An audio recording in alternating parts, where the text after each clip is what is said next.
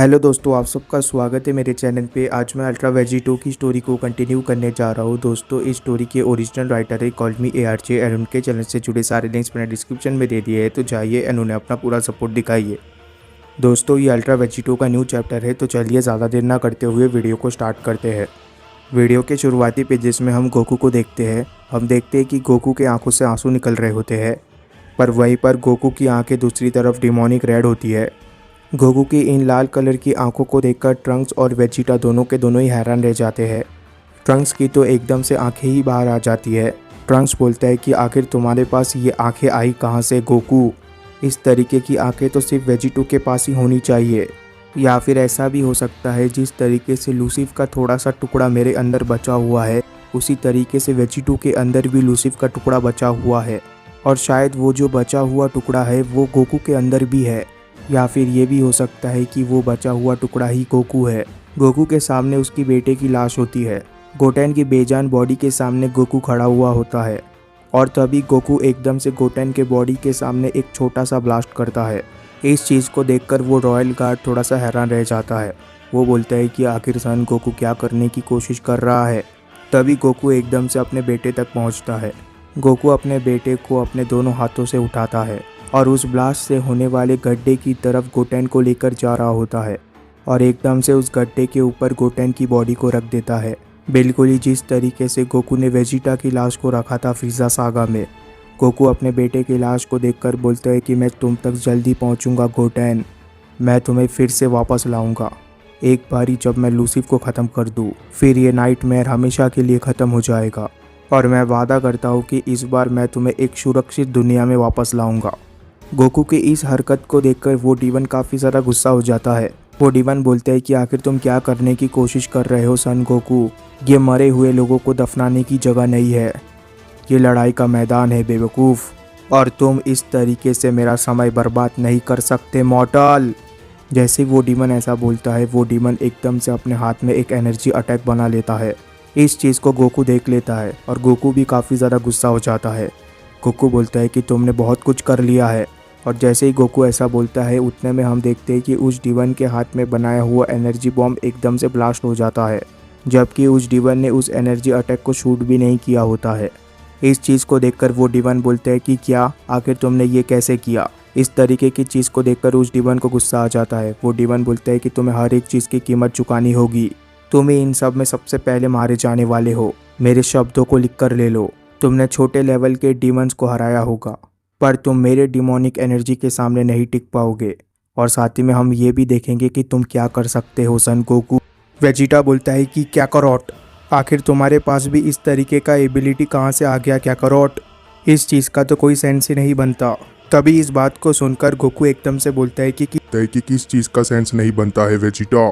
Goku की आवाज़ बहुत ही ज़्यादा मॉन्स्टेरियस हो जाती है। इस वक्त गोकू की आवाज़ बिल्कुल एक डेविल जैसी होती है। गोकू बोलता है कि तुमने पहली बार ही सही नाम से मुझे पुकारा है वेजिटा। यस, मैं क्या करोट ही हूँ। इस बात को सुनकर वेजिटा और भी ज़्यादा हैरान रह जाता है। वेजिटा बोलता है कि क्या? कुछ देर के लिए वहाँ पर एकदम से शांति छा जाती है, पर इस चुप्पी को तोड़ते हुए गोकू बोलता है कि एक और डीवन, हाँ, मुझे लगता है कि तुम भी बिल्कुल बाकियों की तरह ही हो, पर उनसे थोड़े से अलग हो। जैसा कि मैंने बोला कि तुम थोड़े ताकतवर दिखते हो, पर इसके बावजूद तुमने एक बच्चे पे हाथ उठाया। इसका मतलब तो यह है कि तुम बिल्कुल डरपोक हो। पर अब वक्त आ चुका है तुम्हारी मौत का, और मैं तुम्हें इतनी आसानी से मौत तो नहीं देने वाला हूँ। तभी वो डीमन बोलता है कि मेरी मौत? इस तरीके से मुझे पहली बार ही किसी ने धमकी दी है। बेवकूफ़ मत बनो सन गोकू, तुम मेरे लिए अपने बेटे के बड़े वर्जन से ज़्यादा और कुछ भी नहीं हो, और साथ ही में तुम उस बेवकूफ़ के मुकाबले काफ़ी ज़्यादा यंग हो, जो कि ये बताता है कि वो तुम्हारा फादर है, और हम दोनों को ही पता है कि उन दोनों के साथ क्या हुआ। तभी इस बात को सुनकर गोकू एकदम से हैरान रह जाता है। गोकू बोलता है कि मेरे फादर? के बाद वो डीवन बोलता है कि अच्छा, तो तुम्हें नहीं पता? मुझे लगता है कि तुमने उस बेवकूफ़ को नोटिस नहीं किया। ज़्यादा दूर नहीं, बस वहाँ पर देखो, तुम्हें वो बेवकूफ़ दिख जाएगा। और जैसे ही सबकी नज़र उस तरफ जाती है, वैसे ही सबको बारडॉग का लाश दिखता है। गोकू बारडॉग की लाश की तरफ देखता है, और हम देखते हैं कि बारडॉग बिल्कुल उसी हाल में पड़ा हुआ होता है जिस हाल में उस डीवन ने उसे मारा था, और बारडॉग की बॉडी भी बिल्कुल ही लाइफलेस होती है। अपने फादर को इस हालत में देखकर गोकू को काफ़ी ज़्यादा गुस्सा आ जाता है, और इसके बाद गोकू के आंखों से फिर से आंसू निकल रहे होते हैं। गोकू बोलता है कि तुम मॉन्स्टर कहीं के, मैं तुम्हें इस तरीके से ये सब कुछ करके जाने नहीं देने वाला हूँ। सेंटेंस खत्म होते ही गोकू एकदम से पावर अप करता है। गोकू का पावर अप काफी ज्यादा तेज होता है। गोकू के पावर अप से काफी ज्यादा एनर्जी बाहर आ रही होती है। गोकू का ऑरा एकदम से बढ़ जाता है। गोकू के चारों तरफ इलेक्ट्रिक स्पार्क होते हैं और गोकू पावर अप करते हुए बोल रहा होता है कि मैं तुम्हें जिंदा नहीं छोड़ने वाला हूँ, मैं तुम्हें पूरी तरीके से खत्म कर दूंगा। जो भी तुमने सब कुछ किया है, तुम्हें हर एक चीज की कीमत चुकानी होगी। गोकू ने इतना बोला ही होता है कि गोकू की आंखें एकदम से चमकने लग जाती है। गोकू की आंखों का कलर रेड होता है और वो चमक रहा होता है। इस तरीके की चमक को देखकर वेजिटा दोबारा हैरान रह जाता है। वेजिटा बोलता है कि काकारोट, आखिर तुम्हारे साथ फिर से क्या हो रहा है? क्या ये सच में तुम ही हो? वो डीवन बोलता है कि बहुत अच्छे सन गोकू, अब तुम मुझे दिखा दो कि रियल गॉड किलर क्या कर सकता है। और प्लीज सन गोकू, मुझे गिल्टी फील कराओ, मुझे ये फील कराओ कि मैंने अब तक जो भी किया है वो सब कुछ गलत है। मुझे पता है कि तुम जैसे ट्रॉफी को पाकर लॉर्ड लूसीफ काफी ज्यादा खुश हो जाएंगे, एक ऐसा ट्रॉफी जो कि मरते दम तक लड़ा। उस डीवन का ये सेंटेंस खत्म हुआ ही होता है कि तभी एकदम से गोकू उस डीवन की तरफ काफी तेजी से बढ़ रहा होता है। वहीं पर दूसरी तरफ वो डीवन भी काफी तेजी से गोकू की तरफ बढ़ रहा होता है। दोनों ही एक दूसरे की तरफ काफी तेजी से बढ़ रहे होते हैं।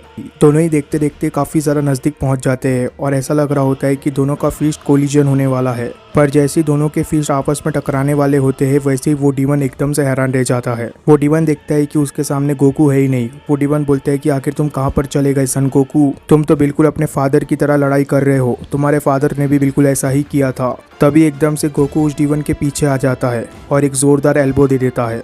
ये अटैक इतना ज़्यादा पावरफुल होता है कि उस डीवन की एक ही बार में हालत खराब कर देता है गोकू। उस डीवन को देखकर ऐसा लग रहा होता है कि उस डीवन की बॉडी एकदम से पैरालाइज हो गई है। वो डीवन अपनी बॉडी को हिला नहीं पा रहा होता, पर वो डीवन अपने मन के अंदर सोच रहा होता है कि मेरी बॉडी। पावरफुल अटैक करने के बावजूद गोकू रुकता नहीं है।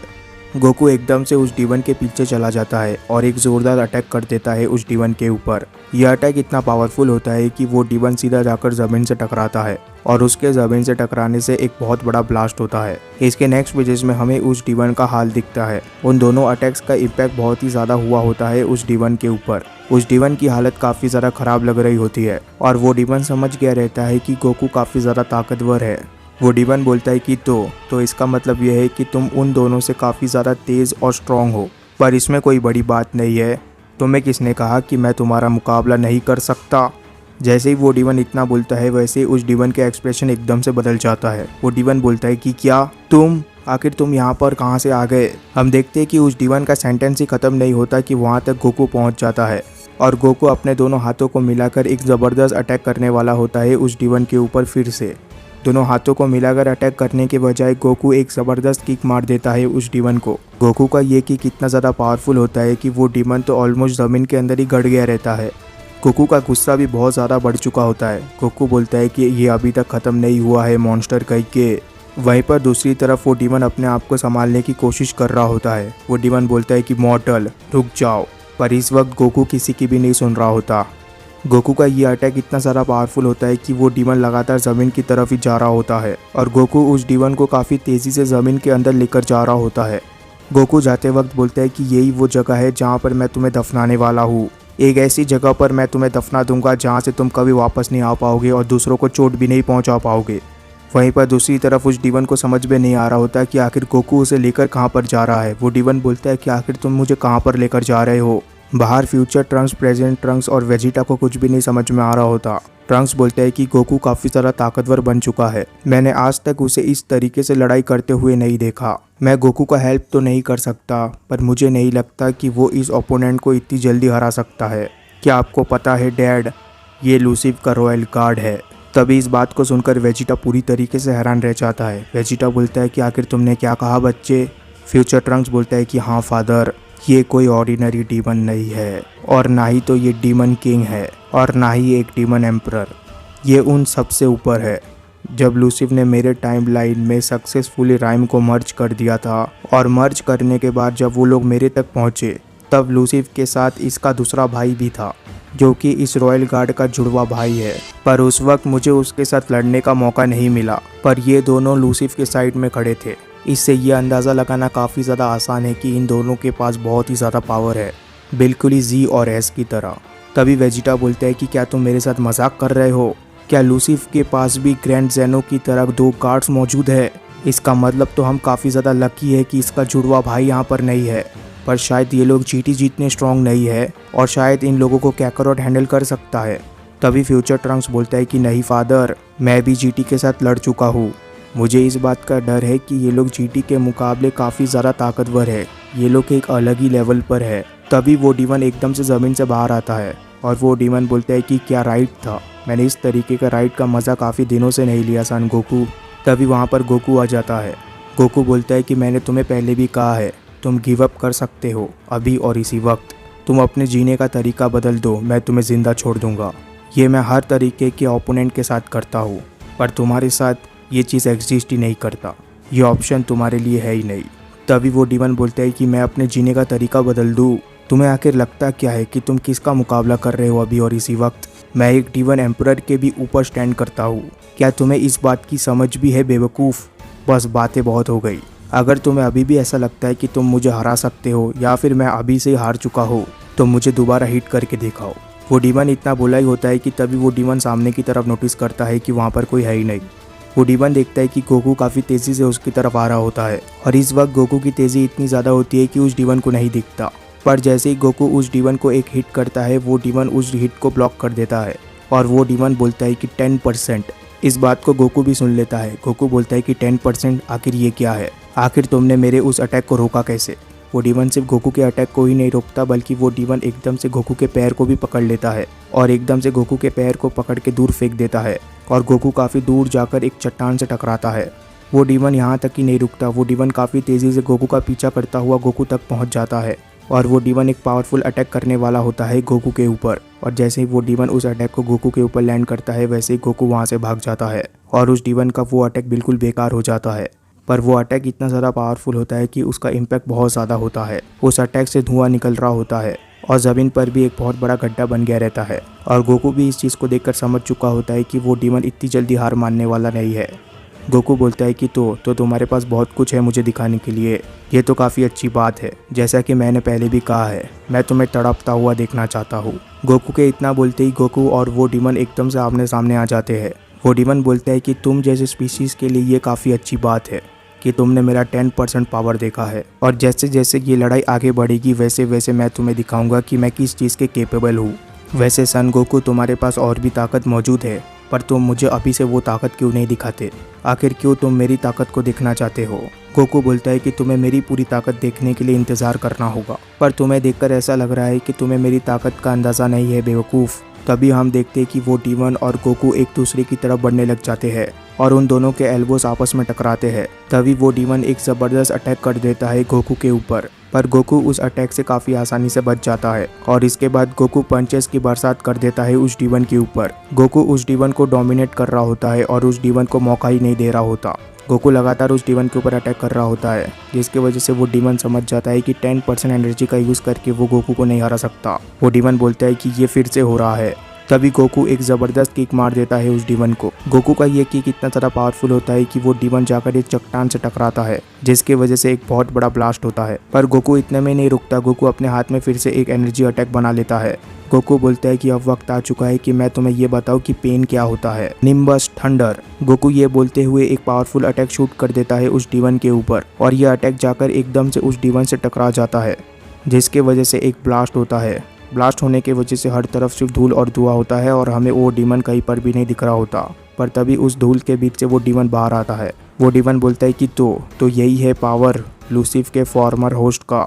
और जैसे ही वो डीमन 25% बोलता है, वैसे ही वो डीमन एकदम से पावर अप करने लग जाता है और वो डीमन पावर अप करते हुए बोलता है कि अब तुम चाहे जो कुछ भी क्यों ना कर लो सन गोकू, तुम्हारा कोई भी अटैक मेरे ऊपर काम नहीं करने वाला है। अब तुम सब लोग मारे जाने वाले हो। उस डीमन का एनर्जी ऑरा काफ़ी ज़्यादा बढ़ जाता है, जिस चीज़ को गोकू दूर से देख रहा होता है। वो डीमन लगातार पावर अप करते जा रहा होता है, जिस चीज़ को देखकर गोकू बोलता है कि अब उसने कहा 25%। गोकू बोलता है कि क्या इसका मतलब ये है कि अब वो दुगना ताकतवर हो जाएगा पहले से? आखिर ये मुझे इतना ज़्यादा क्यों लग रहा है? उस डीमन का पावर अप इतना ज़्यादा ताकतवर होता है कि उसके अंदर से आने वाली लाइट गोकू के चेहरे को एकदम से वाइट कर देती है और जैसे ही उस डीमन का पावर अप खत्म होता है, एक जोरदार ब्लास्ट होता है। यह एक्सप्लोजन ट्रंक्स, फ्यूचर ट्रंक्स और वेजिटा तक भी पहुंच जाता है और सभी के सभी सेयंस काफी ज्यादा हैरान लग रहे होते हैं। वो सब बोलते हैं कि आखिर यहाँ पर ये सब हो क्या रहा है। वो एक्सप्लोजन गोकू के पास हुआ होता है जिसकी वजह से गोकू वहां से हट जाता है और एकदम से गोकू वेजिटा तक पहुंच जाता है। तभी वेजिटा गोकू को अपने पास देखकर वेजिटा बोलता है कि काकारोट, ये शख्स कोई मामूली डीमन नहीं है। तभी गोकू बोलता है कि मुझे नहीं पता कि आखिर ये किस तरीके का डीमन है, ये तो कोई डीमन एम्परर भी नहीं है। अगर इस तरीके के शख्स और भी एग्जिस्ट करते रहे तो अगर ऐसा ही चलता रहा तो हम लूसिफ के आगे तो टिक ही नहीं पाएंगे। तभी वेजिटा बोलता है कि शांत हो जाओ काकारोट। वेजिटा एकदम से गोकू के पास पहुंच जाता है। वेजिटा बोलता है कि ये कोई मामूली डीमन नहीं है काकारोट, ये लूसिफ का एक रॉयल गार्ड है, बिल्कुल जिस तरीके से जी और एस थे जेनो के। मैं तुम्हें ये कहना तो नहीं चाहता पर तुम ध्यान रखना अपना। तभी गोकू बोलता है कि क्या ये लूसिफ का गार्ड है। तभी ट्रंक्स बोलता है कि हाँ तुमने बिल्कुल सही सुना है गोकू, पर हम तीनों मिलकर इसे काफ़ी आसानी से हरा सकते हैं। हमें मेरे डैड की भी ज़रूरत नहीं है, हम दोनों के पास सेरेफिम रेड आंखें हैं, हम दोनों मिलकर भी हरा सकते हैं। अगर हम इसे हरा देते हैं तो लूसिफ को हराना और भी ज़रा आसान हो जाएगा। लूसिफ अपने राइट हैंड के बिना काफ़ी ज़रा कमज़ोर हो जाएगा। तभी इस बात को सुनकर गोकू हंसने लग जाता है। गोकू बोलता है कि ऑफर के लिए शुक्रिया, पर अब मैं इस शख्स को ख़त्म करना चाहता हूँ खुद से। मैंने कभी भी रियलाइज़ ही नहीं किया कि हम इस कहानी को ख़त्म करने के कितने ज़्यादा नज़दीक है। आखिरकार ये शख्स मेरे लिए एक चैलेंज बनेगा और मैं इसका इंतज़ार नहीं कर सकता। तभी ट्रंक्स इस बात को समझ जाता है कि गोकू इंटरफेयर करने नहीं देगा। ट्रंक्स बोलते हैं कि मैं इस लुक को जानता हूँ, बिल्कुल ही ऐसा लुक मेरे फादर का था जब वो सेल के साथ मुकाबला कर रहे थे। मैं तुम्हें कन्विंस नहीं कर सकता, तो गुड लक, अपना ध्यान रखना गोकू। इसके बाद वो एनर्जी एक्सप्लोजन ख़त्म हो जाता है और वो डीमन बाहर आ जाता है। वो डीमन अपने 25% ताकत के साथ गोकू के सामने आकर खड़ा हुआ होता है। वो डीमन बोलता है कि सन गोकू, तुम इतनी जल्दी कहाँ पर जा रहे हो? मैं तो इस गेम को और भी ज़्यादा एंजॉय कर रहा हूँ, चीज़ें तो अब और भी ज़्यादा इंटरेस्टिंग हो चुकी है। मैं उम्मीद करता हूँ कि तुम मुझे डिसअपॉइंट नहीं करोगे। गोकू भी अपने सेरेफिम रेड आंखों के साथ तैयार हो चुका होता है उस डीमन का सामना करने के लिए। दोनों आमने सामने खड़े हुए होते हैं। तभी वो डीमन बोलता है कि तुम्हारे पास अभी बहुत कुछ है मुझे दिखाने के लिए, जैसा कि तुमने मुझे पहले भी कहा, पर असली क्वेश्चन तो ये है कि क्या तुम तैयार हो अपने बेटे से मिलने के लिए? तभी गोकू बोलता है कि अपने बेटे से? हाँ, क्या मैं तैयार हूँ अपने बेटे से मिलने के लिए? मैं अपने बेटे से मिलने के लिए अभी तैयार नहीं हूँ डीमन। जब मैं तुम्हें और लूसिफ को ख़त्म कर दूंगा तब मैं अपने बेटे से मिलूंगा। जैसे ही गोकू इतना बोलता है वैसे ही गोकू एकदम से टॉपलेस हो जाता है और गोकू के टॉपलेस होते ही ये रिवील हो जाता है कि गोकू के चेस्ट में एक सिंबल आ चुका है, बिल्कुल ही वेजिटो की तरह। और इस तरीके के सिंबल को देखकर ट्रंक्स पूरी तरीके से हैरान रह जाता है। ट्रंक्स बोलता है कि क्या? नहीं, ये नहीं हो सकता। वेजिटा तो बहुत बार ही हैरान हो चुका होता है। वेजिटा बोलता है कि काकारोट, ये तो बिल्कुल वेजिटो की तरह लग रहा है। जब वेजिटो ने अपने फाइनल फॉर्म का इस्तेमाल किया था ग्रैंड पीस्ट के सामने, तब वेजिटो के चेस्ट पे भी इस तरीके का सिंबल था और इसी फॉर्म का इस्तेमाल करके हमने ग्रैंड पीस्ट को हराया भी था। पर आखिर ये फॉर्म तुम्हारे पास कैसे आया काकारोट? जैसे ही गोकू इस फॉर्म का इस्तेमाल करता है वैसे ही कुछ चीज़ वेजिटो भी नोटिस करता है डीमन राइम में। वेजिटो भी किसी चीज़ को फील करता है। वेजिटो बोलता है कि आखिर क्या हो रहा है? ये न्यू सेक्टर, क्या ये न्यू सेक्टर मेरे साथ कुछ कर रहा है? आखिर ये क्यों फैमिलियर सा मुझे दिख रहा है? वेजिटो सेक्टर 1 में पहुंच चुका होता है और यहाँ पर वेजिटो को किस तरीके के डीमन मिलेंगे ये हम जानेंगे इसके नेक्स्ट चैप्टर में। तब तक के लिए चैनल को सब्सक्राइब कर देना, वीडियो को लाइक कर देना। Good bye.